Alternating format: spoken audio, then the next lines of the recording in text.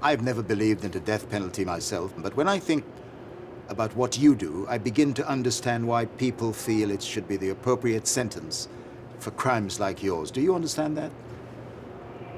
I do deserve to be executed. Bottom line, I ain't gonna candy coat it. I deserve to be executed.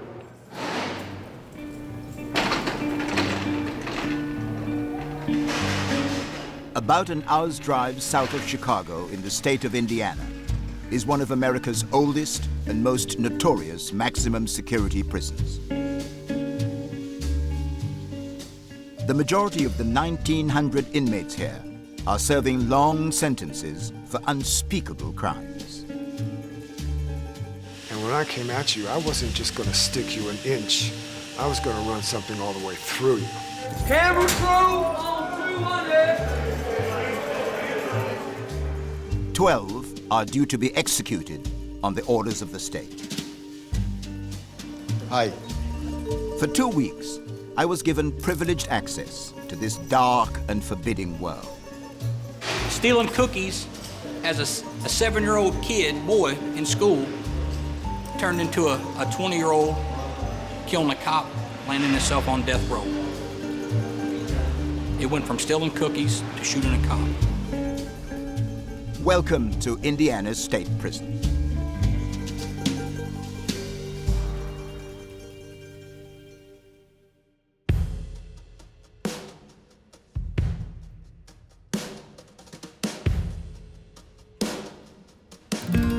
My second week at the prison began back on death row. The 12 men here are locked in their cells for 23 hours a day. They're given a single hour's recreation. Taking his is Frederick Baer. His crime, the murder of a mother and her young daughter. Baer could be next on the list to be executed. Is this your exercise routine? Yeah, this is my recreation right now. You going down, Mama? And how's the cat? That's my girl, so. Looks particularly well fed. Always. What's your exercise routine? Well, it usually consists of the leg press machine or going outside or hitting the weights or sitting there calling somebody, your loved ones and your family on the telephone. You know, or you can just sit up there like I was doing and just writing a letter, writing my girl over in Germany, so. Is she in Germany doing what? She's in Germany probably right now getting ready to fix supper. So, her name is Susan, and she's a very beautiful person. It must be strange having a relationship when you're A, so far away, and when you are in the circumstances that you are. Ain't gonna sugarcoat it. Most of us probably won't get off death row. We'll be executed, or we'll die from our appeals running out of, whatever health reasons or whatever. I hope maybe one day I might get off. But the reality and the truth of that, I probably won't. There's like 16 levels to death row appeals, from the start all the way to the finish. And that's not including clemency, asking the governor for, please, grace. And which stage are you at? I'm on 13. I've been here 7 years. My appeals have been going since then, and I'm kind of rapid on mine. That's what tells me I don't know if I'll get off or not. It sounds from what you say and what you admit yourself that time is running out. Yeah, it is. It is. That's the reality of my situation. When your time runs out, you're handcuffed and you're strapped down. They stick a needle in your arm and they kill you. It might sound cold, but that's the reality.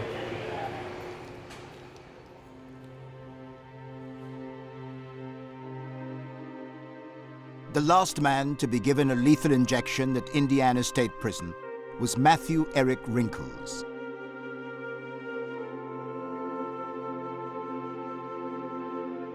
Convicted of killing his wife and 2 relatives, he spent 14 years on death row.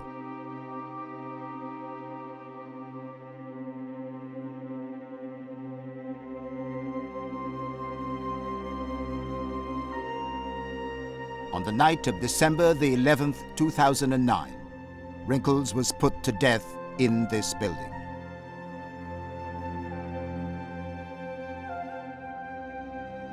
Superintendent Bill Wilson, who presides over all executions at Indiana State Prison, is taking me to its death chamber.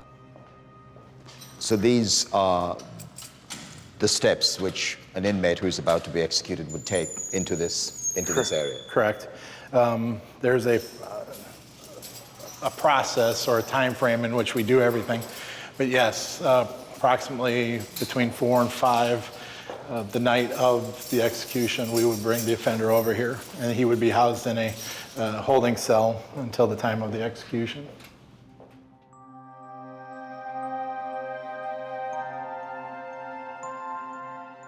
As the appointed time for the execution draws nearer, the prisoner is kept under close observation. This is usually a very quiet time for the offender, though. Some make themselves preoccupied with television. Others just sit here and meditate and are very quiet for the last few hours. My job is one single event, and that's to put this man to death. That's very a surreal moment in time.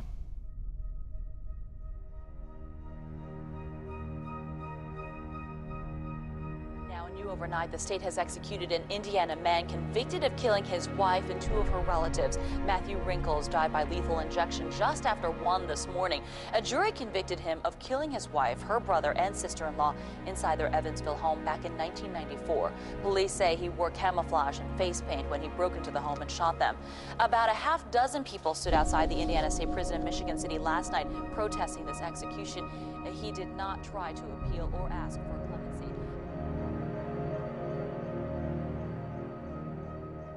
How do inmates react right at this point? Every execution that I've been a part of, every offender has done it differently. Most have always at this point they've accepted their station, their position, the process, and that's happening. One of them, the first execution that I was ever a part of, the offender turned to us and apologized to us about having to put us in this place. And he basically said, "I'm sorry, you guys have to do this." Do people resist? I mean, there's not very much to resist with handcuffs all around and being tied up to the gurney. The only time I've ever had any resistance was one offender was passive. He didn't actually participate in movement. He didn't participate in getting on the bed.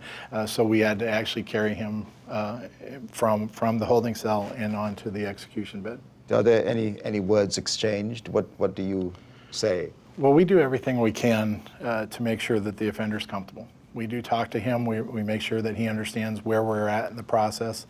We constantly are encouraging him to ask questions or just trying to be there for him.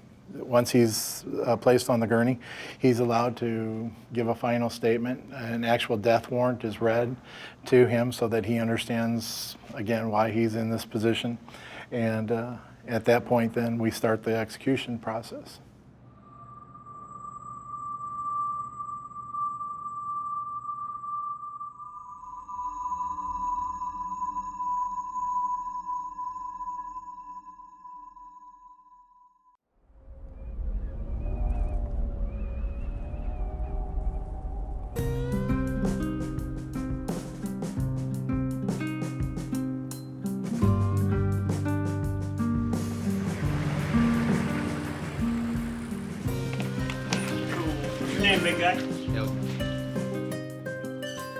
Every week, on average, 9 new prisoners arrive at Indiana State Prison. The majority are young men. Many will spend the rest of their lives behind bars. Are you suicidal? No. Are you sick or weak? No. Take meds? No. Are you being treated for medical, dental, or mental health? There we go. Yep. Lieutenant Gillespie takes me to cell house C, to which some of the new arrivals are assigned. It's the largest block at Indiana State Prison.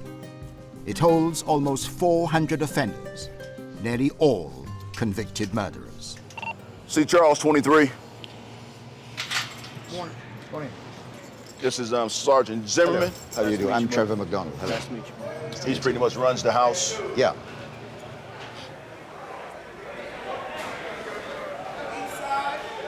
It's just after lunch, and the inmates are returning to their cells.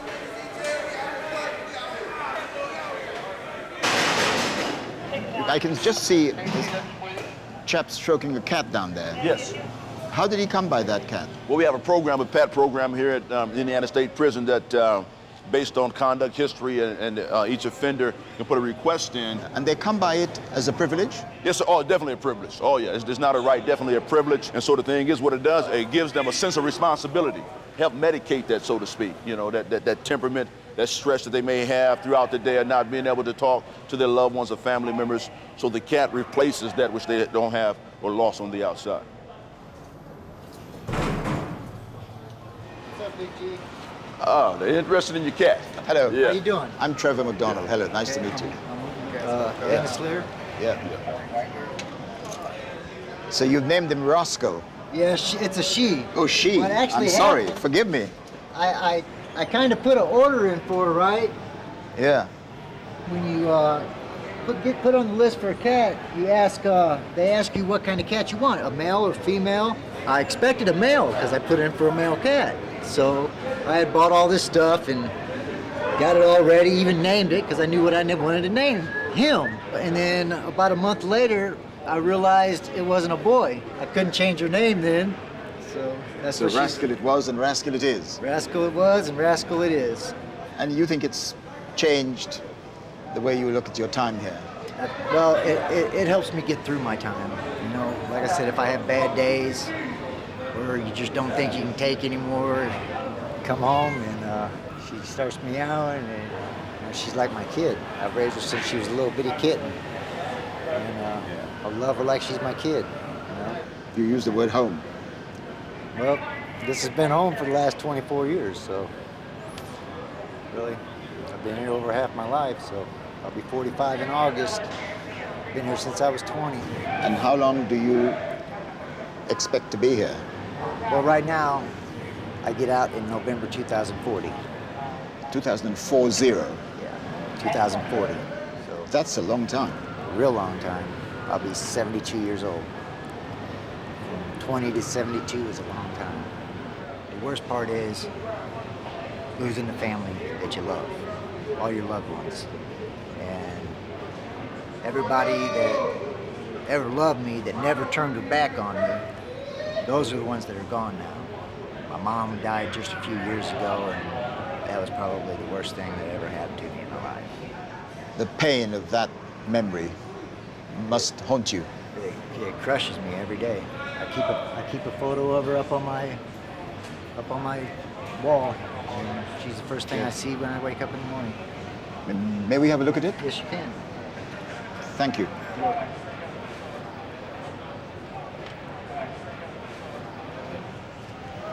That's This is my mother. your mother, This yes. is my mother, and this is a picture that she had sent me of a cross, and she wrote on the back, she says, "Put this on your wall where you can always see it. Love, Mom." And I keep that right there.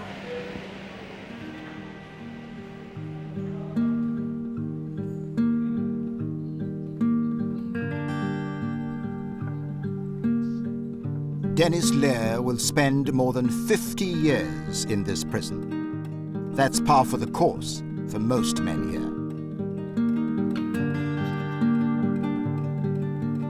Coming to terms with that seems almost impossible.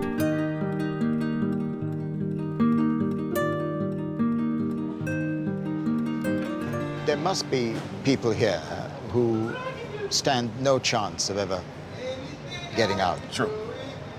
How do they cope with that realization? I believe it's an individual thing. Once you come to the realization and to the fact that possibility there's a chance that I'm going to spend all my entire life in the departments of corrections. And so those offenders who come into the realization of that and embrace that are the ones that continue to live their lives the best way they can. You talk about their embracing it. You use the word embracing Yes. it. Must be very difficult to do that, to come to terms with the fact that this is it. They're never getting out. Yeah, some of the offenders I talk to, especially the young ones, and that's the problem that we have with the young offenders, truly have not embraced it. They say it's a time frame within 1 to 5 years, a high end of 8 years that an offender fully realize of the fact that he's going to be here for the rest of his life. And do people ever abandon all hope and give up when they realize that this is it, this is the end, they're never getting out? Yes. Unfortunately, you have offenders, suicides in the Department of Corrections, and it's predominantly those offenders who realize that there's no more hope.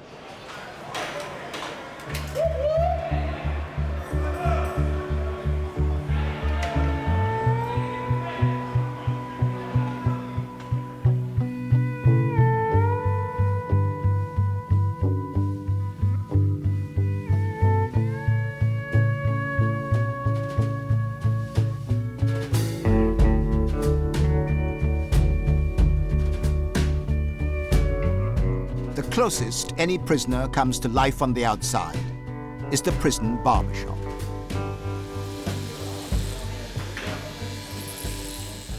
It has an appearance of near normality. Convicts who work in it are among the most trusted in the institution. John Sawatka is serving life with no possibility of release. Lieutenant Boyne, how long have you been coming here for your haircut? To John, I've been coming for about 7 years. He was living in my cell house, so when I came in, it was just kind of a normal face to see, so I sat down, and he's been cutting my hair ever since. John, is he a fussy person to have his hair cut or not? No, sir, he's not. The lieutenant is an ex-Marine, so he likes it high and tight. But I was kind of put in check by a certain person in his life that doesn't like it real high and tight. She likes it a little bit faded, so I take care of what his wife wants. He has a very lovely wife.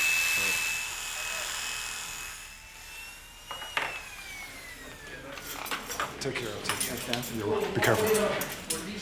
For 6 days a week, the barbershop is John Sawatka's world. It's his escape. At the end of his working day, the mundane reality of prison life is Dormitory F. And here we are. Yes, this is where I live. This is F-dorm. Yes. Yes. Yeah, F-dorm. They have your different weight machines and stuff like that. This is the west side. The west side. Yes, sir. Yes. This is my cube. And here we are. West 51. John, this is a privileged, relatively privileged part of this institution. Oh, yes, sir. But how do you find the fact that you have no privacy? I mean, you're living cheek by jowl here with everybody else. Oh, no, there's plenty of privacy. You have this wall here, and this wall here. That's plenty of privacy. But that's all you have? Yes, sir. That's enough. Yeah. I mean, when you realize that that man, whatever he does, or that man or anybody else, has nothing to do with me, and I don't want to have anything to do with them. So this is my cell, this is my cube, this is my life. And that's all I need. And what kind of trouble did you get into? I just happened to commit this one murder. That's it. That's the only time I've been in trouble. I got busted for marijuana one time, but that was it. And that was a slap on the wrist. That was a misdemeanor, and that was it. And then after that, I committed this murder, and I took the lives of 2 innocent people. That's all there is to it. I'm guilty. What were the circumstances, John, in which you took the lives of 2 innocent people? There was a gentleman that I grew up with, and he knew another guy. Well, being that I was a dope fiend, this man presented pictures of my mother, my father, and my brother. My mother in the yard with her chihuahuas, my father coming out of the ice machine, and my brother getting out of his car in our driveway. And he said, as easy as it is to take these pictures of your family, that's how easy it is to kill. I can kill these people. And that was my family. And I lost it. I don't know where I went, but I lost it. And he says, this is what I want done, and I took the lives of 2 people. When he said to you, this is what I want done, what did that mean? To take the lives of these 2 people, because he was trying to take over the tickets, the lottery tickets within Gary. And I didn't know any better. And when I thought he was a big-time hoodlum. And I was scared. I was scared more for my family than I was my life. I take your point about being, worried about the lives of your own family, but you could have reported him to the police. I know, the thought never came to my mind. The thought never came to my mind. I don't know why. I don't know why. So, John, what was the arrangement about taking the lives of 2 innocent people? What inducements did he offer? Did he offer to pay you? Yes, there was a pay, but it was minimal. I can't remember if it was $700 or $800. It was no money whatsoever. But I was just satisfied that nothing was going to happen to my family. That was the main thing. You were offered money. Yes. To kill. Yes. Yes, sir. Now, there's no excuse. Yes. I mean, it's what you did is what might be termed horrendous. A contract killing. I mean, you were paid to do it. Yes, sir. And I took the lives of 2 innocent people. Did you know these innocent people? No, sir. No, sir. And how did you kill them? They were stabbed to death. Wow. $700. Yes, sir.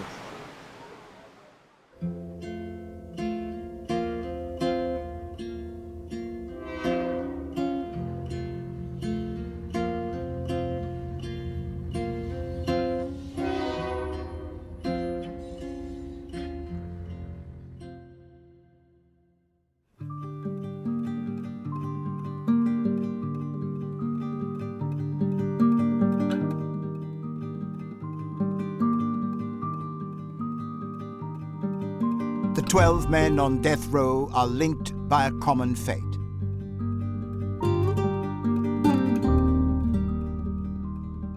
One day, they'll formally be told precisely when their lives will end.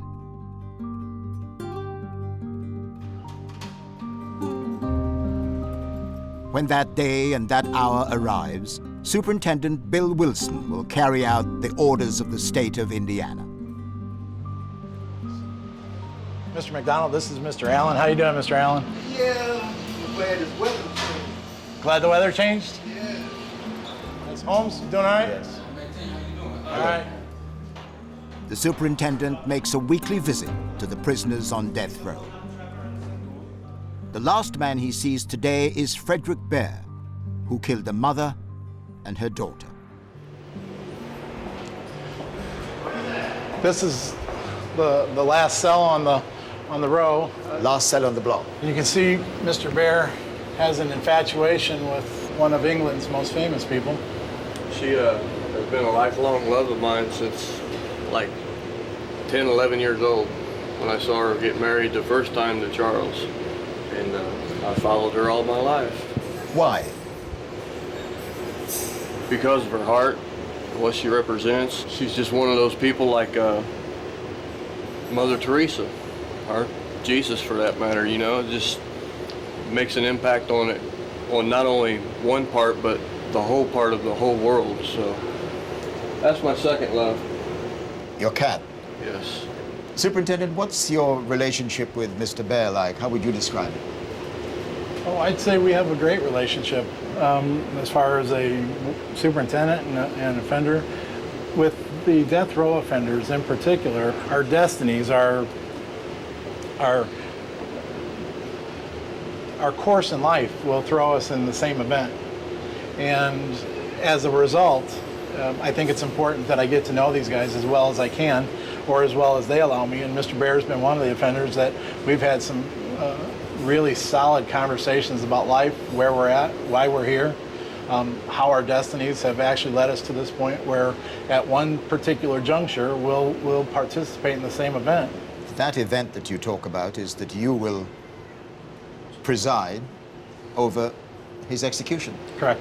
Mr. Baer, what do you think of the superintendent having made in a compassionate way, as he described it, that cultivated that relationship with you, but in the end, he will be the one to take your life? It's not actually Mr. Wilson's taking my life, so, you know, it's the state of Indiana that's taking my life. He's a good guy. He's a fair person. He'll listen, he'll understand, and he'll exercise judgment on what he has to do fairly. He's not discriminatory towards anybody, and I gotta respect that. How do you deal emotionally with the fact that you know you will eventually preside over his execution, his death? I've come to grips with it by virtue of meeting with my religious leaders of my particular church and how the church feels about it. I've also asked God for forgiveness for my feebleness in the fact that I may not always understand what his intentions are for us. What I do know is that man has been allowed to create laws. We enforce those laws, and up to and including the death penalty. If I don't understand, because I can't, because I'm human, of what God's true intentions are, then I ask for forgiveness for that feebleness. I say this with some trepidation, but it seems that between you both, you have made peace with each other about what's to happen inevitably. Yeah, I don't know that we ever had to say that we've been at peace with one another, but I think we've made the effort to understand where each other are in the process and how our lives are intertwined. And one single day will have the most effect on one another. He will always be a part of my life, and I then of his at some point. I put myself on the path to put him in the position to do what he has to do. Again, affecting somebody else's life years later by one or several acts of stupidity and undescribable things that I've done in my past, shamefully, regretfully. As much as I love that cat and adore her and almost one shy step of worshiping her, I would give her up to undo what I've done. Thank you. Thanks. Appreciate it.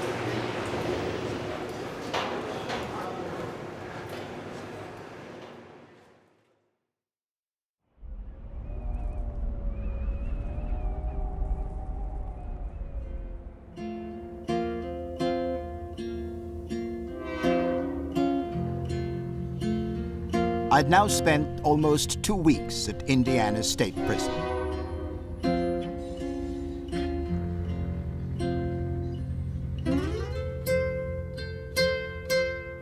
Convicts here face acres of time and limited horizons, and a routine that can be crushing in its monotony. But that can change in an instant. Morning. Morning. I'd been alerted to an incident in Cell House C. This CCTV footage shows a prisoner being dragged along the range after he'd been badly beaten. How badly was the victim beaten up? He was beaten up, I could say, pretty bad. You know, when I got there, I actually thought he was deceased because he wasn't moving at all. You thought he was dead?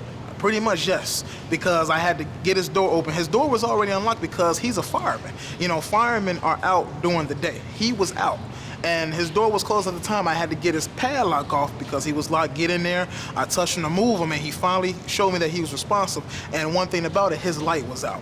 So whoever did it, they wanted to make sure that we didn't see it. You got to be prepared for anything and everything. That situation yesterday, it could have been me getting walked out on a gurney instead of somebody else. You have to be ready for it all. The prisoners in this block will now be locked in their cells for 24 hours a day. It's an obvious safety measure. The prisoners see it as punishment. I went to see how Dennis Lair, who I had met earlier, was coping. Hey, Dennis, how are you? Good, how are you? Not too bad. All right. How are things? They're okay, I guess. They've been better. Yeah. How would you describe the atmosphere on the cell block when there is a lockdown like this? People don't like it. I mean, people have their families coming up, and there's no way that they can notify their family and tell them not to come up to visit. Like right now, I've got a cousin. Her stepson was in the hospital, had major surgery the other day. I don't know what happened. You know, there's no way for me to contact home. And so I don't know if he lived or died. You know, it was a life or death situation. But I have to sit here and I have to wait until I come off lockdown to find out what happened. How many times has that happened to you since you've been here? Oh, it's happened a lot. I mean, I've been on stretches back in 90 or 91 where we was locked down for like 11 months straight. How do you cope with being locked down for that period of time? Well, you got to deal with it. You find something to do to keep you busy. If you don't keep busy, you keep yourself occupied, you know, you might go crazy. You know, some guys do. You know, I'm lucky I've got a TV, got Rascal in there, so, you know, she helps me pass my time. I got my guitar. How does Rascal cope with being locked in? I don't think she likes it. I think she wants to get out on the range, but she's sitting at the bars now, so I think she wants out, get out on the range and run around. The restrictions apply to her as well? Oh, absolutely. Yeah, she can't come out either, you know. But yeah, she wants out too. It's hot on her too.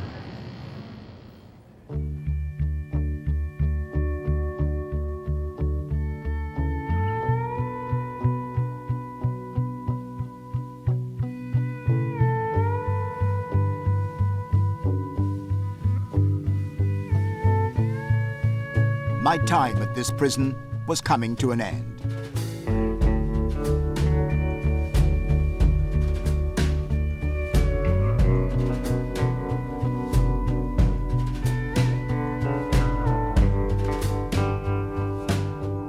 I was surprised that so many prisoners talked about the possibility of freedom one day, perhaps as the only way to survive a long sentence, even if freedom is an impossible dream. Before I left, I asked for one last meeting with Frederick Baer in his death row cell.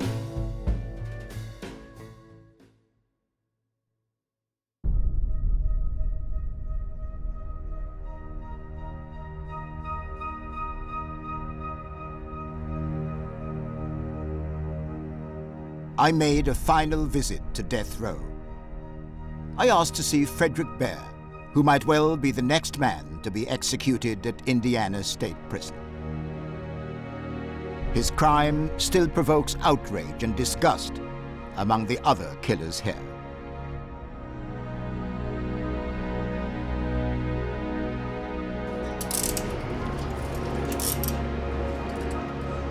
Love, 206. One afternoon in February 2004, he talked his way into a house and killed a mother and her 4-year-old daughter by cutting their throats. Baer, who lives in Indianapolis and was arrested there last night, was working in Madison County on a construction site. He says he got lost, and that's why he was near the Clark home. When he was arrested, he strenuously denied any involvement in the horrific crime. I'm not a violent person. I cry when a freaking butterfly gets hit on the windshield. That's how soft and sentimental I am, because I love life. Why would I want to destroy life? I was driving up and down that road like the witnesses said and everything. Yeah, that was me. I was driving up and down the road. I was aggravated. I was high. I'm not going to lie. But am I a cold, sadistic murderer where I can cut a little girl's throat? A 5-year-old girl's throat? No. I love kids. But that was 8 years ago.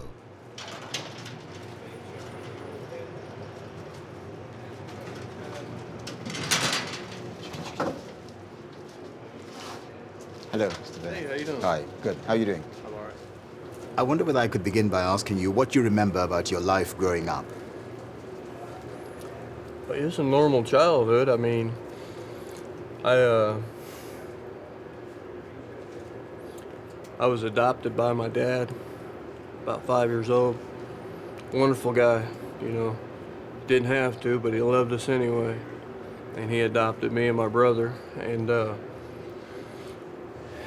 life was okay. It was rough. Didn't know as life went on that a lot of the abuse and stuff would start, but alcoholism and stuff played a part in that, and then my sister passed and life sort of fell apart after that. But I mean, I learned a lot of good things before that, and you know, hard knocks, hard lessons, but you know, we all have a hard life one way or another, so I'm not the only one that's been beat on and all that, you know, so, but relatively normal to some certain extent, you know. Do you remember the first time you broke the law? Yeah, I was,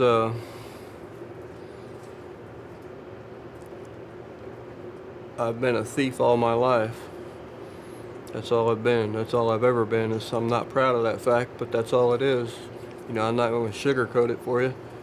I'm a thief. I've always been a thief. I started stealing Matchbox cars when I was in kindergarten, and then it graduated, you know, stealing cars, Matchbox cars from the store, shoplifting and stuff, and I graduated from that to stealing money, you know, then just stealing all my life. When you look back, what is it you would say that set you on the road to crime, stealing and drugs and so on?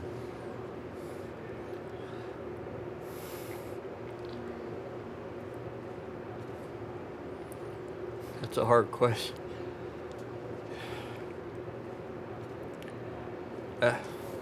After my sister passed away, life sort of fell apart, and I kind of gave up. She was like a big figure in my life.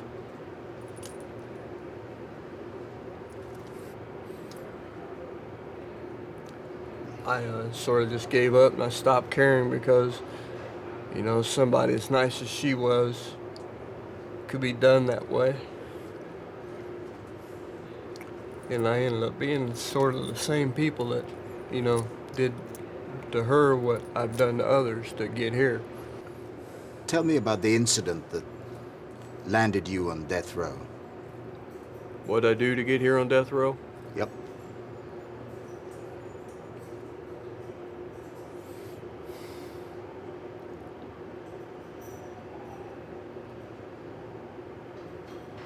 I broke in a house. I walked up and under the ruse of being lost, I walked in and I knocked on the door, asked to use the phone. If somebody, you know, if nobody answered the door, then I would break in the house. Nobody was home. So I knocked on the door and a little kid answered the door. And so my first thought was, could I use your phone? You know, throw it off.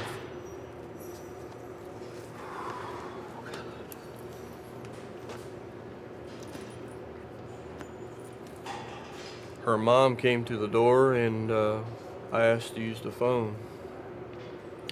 Being withdrawing from meth and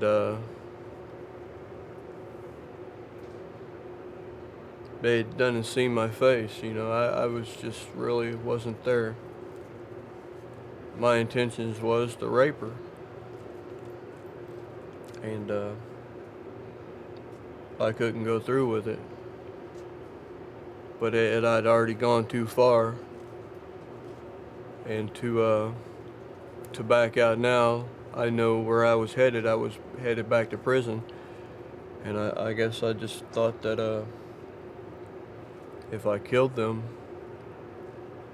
nobody would never know, and so I cut their throats.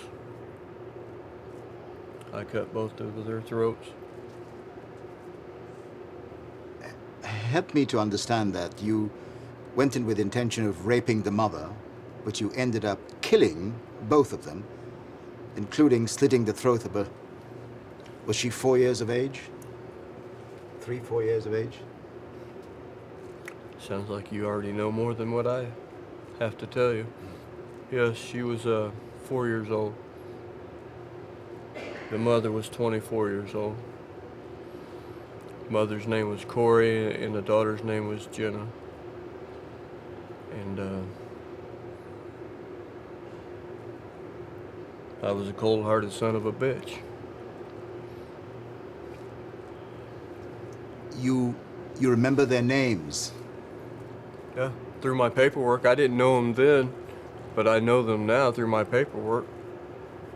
I know everything about them. Not everything about them. I on my calendar, in my date book, I've got their on my calendar marked for their birthdays. Their birthdays? Yeah. I mean, they're a part of my life, and I'm a part of theirs, whether they like it or not. They didn't want me in their life. I intruded in their life. Yes, well, you're not a part of their lives because they have gone on. They've died. They've been killed. Right. I'm a part of their families' lives. I've killed a little kid. In a most horrendous way. In the worst possible way that could be imagined. You just don't know. I wake up from that still, and it's 7 years, 8 years almost now.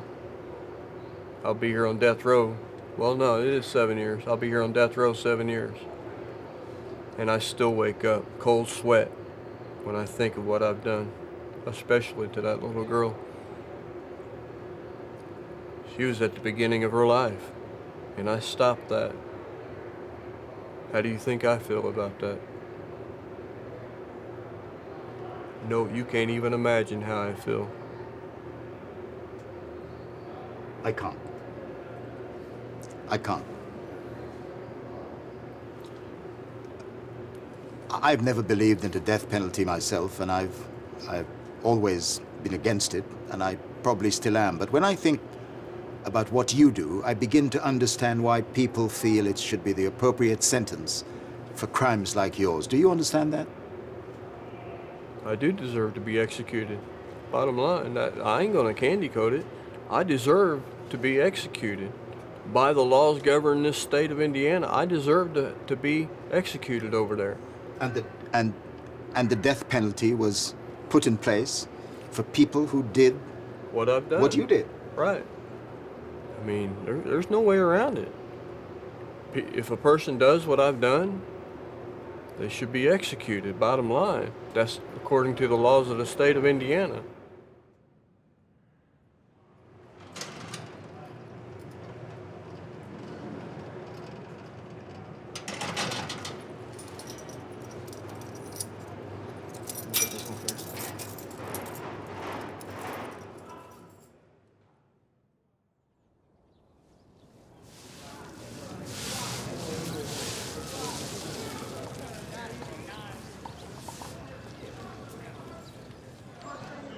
I eventually took my leave of Indiana State Prison and the 1,900 men confined within its walls. But the memory of what I saw and heard here will stay with me for the rest of my life.